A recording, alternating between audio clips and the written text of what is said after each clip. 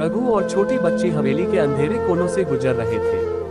बच्ची डर के मारे कांप रही थी और बार बार रघु का हाथ कसकर पकड़ रही थी। भैया, क्या हम बच पाएंगे? बच्ची की मासूम आवाज में इतना दर्द था कि रघु का दिल भर आया।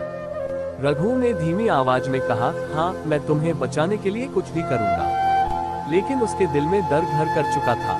हवेली की हर दीवार से ऐसा महसूस हो रहा था जैसे उन्हें कोई देख रहा हो।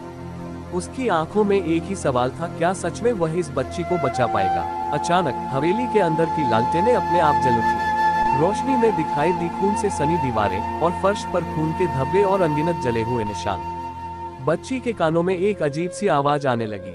वह रोते हुए बोली, मुझे कुछ दिखाई दे रहा है, वह हमें रोकने आ रही है। जैसे ही रघु ने आगे बढ़ने की कोशिश की, दरवाजे अपने आप बंद हो गए।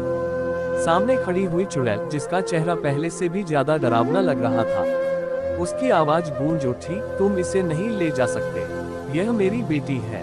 चुड़ैल ने हवा में लहराते हुए रघु पर हमला किया। रघु ने बच्ची को अपनी बाहों में छिपा लिया। तभी फर्श से एक बड़ा गड्ढा खुला और काले धुएं का गुबार चारों ओर फैल गया। रघु और बच्ची उस धुएं में गिरने लगे। रघु ने देखा कि उसके सामने उसका बचपन तैर रहा है।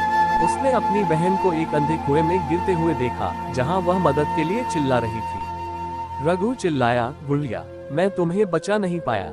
बच्ची ने रोते हुए कहा, ये तुम्हारी बहन नहीं, मैं हूँ। तुमने मेरे लिए कभी लड़ाई नहीं की। रघु की आंखों से आंसू छलक पड़े। उसकी आत्मा दर्द और पछतावे से भर गई। लेकिन तभी बच्ची के शब्द बदल गए, मुझे बचाओ भैया, मेरे पास ज्यादा समय नहीं है। गड्ढे में गिरने के बाद रघु ने खुद को एक प्राचीन युद्ध के मैदान में पाया। उसके सामने वही दर्पण खड़ा था जो उसने हवेली में देखा था। दर्पण में एक बार फिर उसे सोने का कवच पहने एक योद्धा दिखाई दिया। लेकिन इस बार वह अकेला नहीं था। उसके बगल में खड़ी थी वही चुड़ैल, लेकिन एक इंसान के रूप में। चुड़ैल मुस्कुराते हुए बोली, याद आया, तुमने मुझे धोखा दिया। तुम्हारी वजह से मैं इस अभिशाप में फंसी हूँ। मैं तुम्हारी बहन की आत्मा को आजाद नहीं करूंगी। रघु की आंखों में सच्चाई की तस्वीर उभरने लगी। क्या मैं तुम्हारा हत्यारा हूँ? वह चौंकते हुए बोला। चुड़ैल ने ठहाका लगाया और कहा, तुमने मुझे मारा और अब हर जन्म में तुम्हारी बहन को अपनी जान से हाथ धोना पड़ता है। ये बदला है जो पूरा होगा। चुड़ैल ने रघु के सामने एक शर्त रखी, अगर तुम मेरी बेटी को बचाना चाहते हो तो तुम्हें अपनी आत्मा का बलिदान देना होगा, या फिर अपनी बहन को हमेशा के लिए खोने के लिए तैयार रहो। रघु की आंखों में हताशा थी। उसने बच्ची की ओर देखा, जो अब उसकी बहन की शक्ल ले चुकी थी। रघु चिल्लाया, तुम कौन हो और यह सब क्यों हो रहा है? चुड़ैल ने कहा, सच जानने के लिए तुम्हें अगले दरवाजे से गुजरना होगा। लेकिन याद रखना, जो दिखता है वह सच नहीं होता।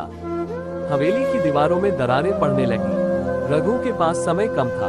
उसने दरवाजा खोला, लेकिन वहां क्या था ये जानने के लिए दर्शकों को अगले एपिसोड का इंतजार करना पड़ेगा।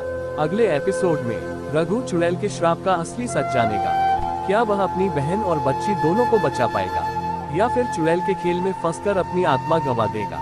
रहस्य और खतरनाक मोड़ इंतजार कर रहे हैं।